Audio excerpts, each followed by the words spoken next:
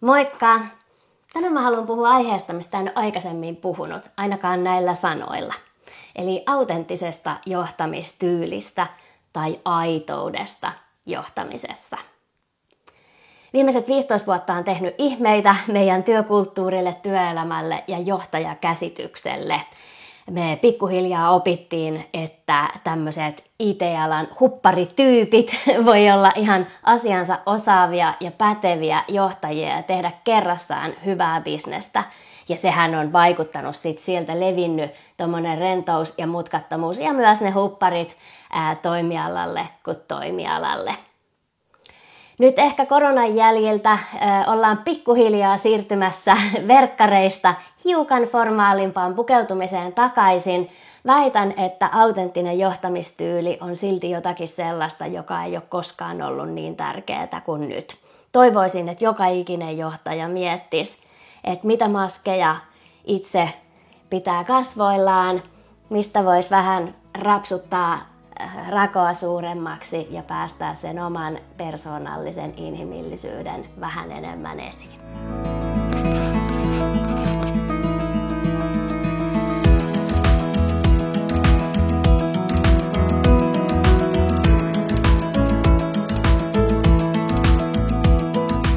Johtajan inhimillisyys on mun mielestä tärkeämpää kuin koskaan aikaisemmin, ja se on sitä nimenomaan siksi, että organisaatioilta vaaditaan nyt nopeampaa muutoskyvykkyyttä kuin koskaan aikaisemmin. Lisäksi on tosi hyvä muistaa, että muutostahdin povataan vain kiihtyvän ja kiihtyvän.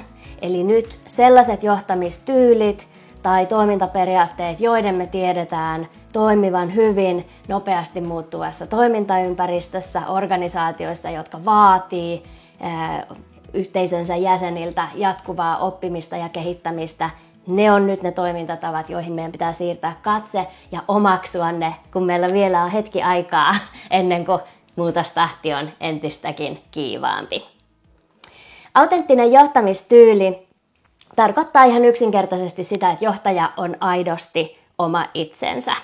Ja se on tietenkin niin kuin helposti sanottu, mutta jokainen, joka on ikinä tehnyt minkäännäköistä johtamistyötä, sanoo, että se on todella vaikea se raja ikään kuin siinä, että mitä kaikkea sieltä tulee aidosti esiin, mitä omia aitoja piirteitä antaa nousta esiin. Ja sitten toisaalta johtajan tehtävään kyllä liittyy tietynlainen pieni strategiointi siinä, että mitä suustaan päästelee ja millä tavalla asiat esittää. Autenttinen johtamistyyli on kuitenkin asia, jota on tutkittu yli 20 vuotta erilaisissa yliopistoissa, ja siihen on rakennettu erilaiset mittaristot ja piirrekuvaukset ynnä muut. Ja se tekee tästä tosi herkullisen aiheen, koska se on operationalisoitu, meidän on helppo siihen tarttua. Autenttiseen johtamistyyliin liitetään seuraavia asioita. Arvot. Autenttinen johtaja ajatellaan, että on sellainen, että hän tietää, siis hän käyttää aikaa omien arvojensa pohtimiseen. Hän tietää, mitkä ne hänen arvonsa ovat, ja hänen tekonsa ja arvonsa ovat linjassa toistensa kanssa. Sen lisäksi, kun katsotaan sitä johtamistyötä sen organisaation kontekstissa, autenttinen johtaja toimii myös yrityksen arvojen mukaisesti.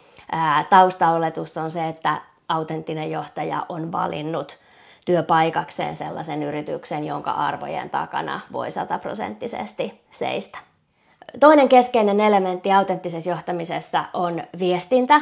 Viestinnän runsaus, viestinnän ei-pönöttävyys, vaan semmoinen aito elämänmakuisuus, aidossa yhteydessä vuorovaikutuskumppaneiden kanssa oleminen, läpinäkyvyys viestinnässä, läpinäkyvyys päätöksenteossa, tärkeitä juttuja.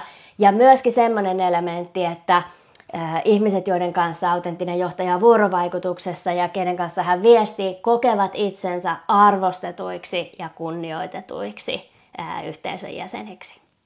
Tätä lähellä on yhteistyö tai osallisuuden inkluusion rakentaminen. Eli autenttinen johtaja pyrkii yhteistyöhön, pyrkii luomaan niitä maalintekopaikkoja muille, pyrkii rakentamaan yhteistyökuvioita paitsi oman tiiminsä sisällä, niin myös tiimin ulkopuolelle, asiakkaisiin, yhteistyökumppaneihin, kaikkiin sidosryhmiin. Hän tekee päätöksiä osallistavalla tavalla, koska se lisää läpinäkyvyyttä, osallisuuden kokemusta ja myös sisäistä motivaatiota, mistä kohta mainitaan.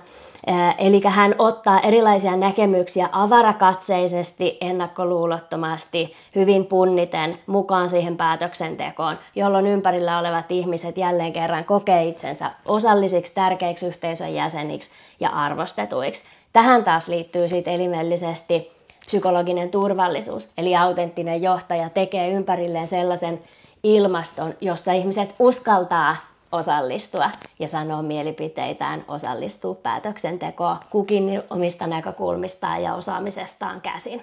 Autenttisen johtajan ajatellaan myös olevan mission ajama, kuten englanniksi sanotaan, tai päämääräorientoitunut. Eli miettii, että mikä se meidän olemassaolon tarkoitus on. Joku muu kuin rahan tekeminen. Miksi se organisaatio on olemassa? Mitä tässä yritetään saada aikaiseksi? Hän niin kuin aidosti on inspiroitunut. Häntä ajaa aidosti se lopullinen päämäärä, että miksi sitä hommaa tehdään. Hän kommunikoi sitä, hän viestii sitä ja hän saa muutkin innostumaan siitä asiasta. Ja sitten viimeiseksi jatkuva oppiminen ja kehittyminen. Eli autenttinen johtaja uskaltaa katsoa itseensä peiliin ja pyytää muilta palautetta, uskaltaa ottaa opikseen, koko ajan haluaa parantaa itseään, koko ajan haluaa kehittää itseään. Ja sitten myös jakaa sitä omaa kehityspolkuaan aika avoimesti sen oman tiimin kanssa. Ja sillä tavalla sitten taas niin kuin esimerkillään näyttää, että hei, täällä saa tehdä virheitä, me ollaan kaikki keskeneräisiä, mutta me pyritään koko aika parempaan. Eli noi on suurin piirtein ne autenttisen johtajan piirteet. Välillä käytetään vähän eri termejä, mutta tuossa on ne peruspalikat. No 5 syytä, miksi tällainen autenttinen johtamistyyli on erityisen tärkeä oppivassa organisaatiossa, nopeeseen uudistumiseen tähtäävässä organisaatiossa. No ensimmäinen syy, miksi autenttinen johtamistyyli toimii erityisen hyvin sellaisessa toimintaympäristössä, joka muuttuu nopeasti, eli organisaatiolta vaaditaan kiihkeätä oppimis- ja kehittymistahtia. Niin ensimmäinen syy on luottamuksen rakentuminen. Kun johtaja on aidosti oma itsensä, hänen viestintänsä on avointa, linjakasta, läpinäkyvää. Hän tunnistaa ja tunnustaa omia virheitään, omia vahvuuksiaan, ympäristön virheitä, ympäristön vahvuuksia, seisoo sanojensa takana, toimii arvojensa mukaisesti, niin totta kai tällainen herättää luottamusta. Ja me tiedetään, että kun työntekijät voivat luottaa tai kokevat voivansa luottaa johtajaansa, niin he ovat merkittävästi innovatiivisempia. Journal of Business Ethics-lehdessä melkein jo 20 vuotta sitten julkaistiin semmoinen tutkimus, joka paljon silloin herätti kohoa, niin 29% todennäköisemmin ovat työntekijät innovatiivisia, kun kokevat voivansa luottaa työntekijöihin. Samantyyppinen tulos on toistunut tutkimuksesta toiseen, ja mikä mielenkiintoista, tämä koskee erityisesti nuorempia, milleniaalit ja siitä alaspäin työntekijöitä, joita siis on nyt varmasti Suomen työelämässä jo 60%. No sitten toinen, mikä liittyy siihen innovatiivisuuteen, on se, että kun innovaatioiden tai kehitysideoiden tekeminen hän on meidän jokaisen työtä tänä päivänä, eli me voidaan puhua ihan perusperformanssista, niin tiedetään, että ihmiset, jotka on sitoutuneita työpaikkaansa, performoimat noin 30, jälleen kerran tämä 30% paremmin kuin työntekijät, jotka eivät ole sitoutuneita, ja sitten taas luottamusta herättävä johtamistyyli sitouttaa ihmisiä työpaikkaansa. Mulla on tässä yksi tämmöinen tutkimus. Jälleen kerran 32% edistää tai lisää työntekijöiden sitoutumista autenttinen johtaminen ja luo pohjan avoimelle ja luottavaiselle oppimiskulttuurille, tällainen Leroy, Polansky ja Simons 12 vuotta sitten julkaistu, myös aika paljon siteerattu artikkeli. No toinen tekijä tämän luottamuksen lisäksi, miksi autenttinen johtamistyyli erityisen tärkeää oppivissa organisaatioissa, niin se läpinäkyvyys siinä viestinnässä ja rehellisyys ja toi candor, mikä se on, niin kuin semmoinen, että sanotaan avoimesti, mitä ollaan mieltä, niin se vahvistaa tietenkin palautteen annon kulttuuria.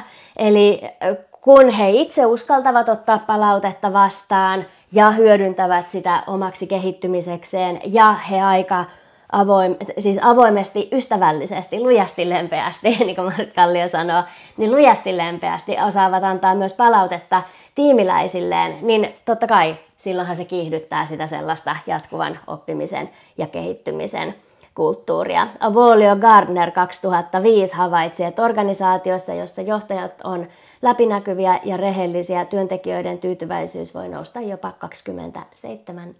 27%. No sitten on kolmas asia, joka on todella tärkeä näinä meidän aikoina, jolloin aika moni kipuilee sen kanssa, että tuntuu, että niin kuin maailma on rikki ja sitten se vielä palaakin päälle. Eli on niin kuin aika vaikea luottaa kovinkaan moneen asiaan enää, kun tuntuu, että kaikki menee hullummaksi koko ajan. Niin eettinen päätöksenteko, eettinen pohdinta, moraali on asioita, jotka on tosi kovaa vauhtia nyt nousevassa johtamiskeskustelussa. Ja sitä draivaa tietenkin noi zetat, jotka on vielä meitä muita niin kuin herkempiä tavallaan näille eettisille kysymyksille. Eli autenttinen johtaja tietää omat moraaliperiaatteensa ja toimii linjakkaasti ja eettisesti.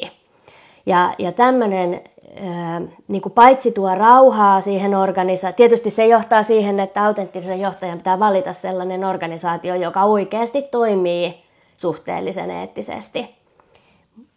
Sen jälkeen, kun hänellä on se pitkä tähtäin ja etiikka mukana siinä päätöksenteossa, niin hän tuo sellaista rauhaa ja pitkäjänteistä kehitystä siihen toimintaan. Ja nämä taas luo sit mahdollisuuksia innovaatiotoimintaan, syntyy pitkäaikaisia suhteita sidosryhmiin ja työntekijöiden välillä, osastojen ja yksiköiden välillä, ja se lisää sitä organisaation kestävyyttä ja innovatiivisuutta. Ja sitten on se toinen asia, se, että kun johtaja on tämmöinen hahmo, jota se purpose, jota se iso päämäärä ja tarkoitus draivaa aidosti, niin silloin hän myös puhuu siitä. Se on hänelle suuri inspiraation lähde ja hän koko ajan puhuu siitä johdettavilleen. Joka johtaa siihen, että kun ihminen koko ajan kuulee, että hei, miksi me tehdään, what's the point, what's the point, what's the point, niin ihmisen on paljon helpompi ylittää ne tämänhetkiset toimintatavat ja prosessit. Ja niin kuin oman osaamisensa kautta nähdä niiden yli, että hei, miten me voitaisiin tehdä näitä juttuja fiksummin, paremmin, mielekkäämmin. Miten me voitaisiin koittaa saavuttaa toi meidän iso tarkoitus, meidän olemassaolon tarkoitus jollain muulla sellaisella tavalla, millä me ei sitä niin kuin nyt vielä täytetä. Eli se johtaa siihen, että ihmiset keksii enemmän ideoita ja uskaltaa niin kuin fokusoida sinne vähän kauemmas, eikä vaan siihen päivän polttavaan. Ja nyt täytyy tehdä nämä tehtävät ja näitä prosesseja noudatellen. 4. näkökulma siihen, miksi autenttinen johtamistyyli on äärimmäisen tärkeä oppivassa organisaatiossa, on oikeastaan aika niin kuin itsestään selväkin, mutta ei se käytännössä kyllä ole itsestään selvä. Eli jos johtaja sanoo, että oppiminen on tärkeää, hän on autenttinen johtaja, niin hän oikeasti tarkoittaa sitä, että se oppiminen on tärkeää.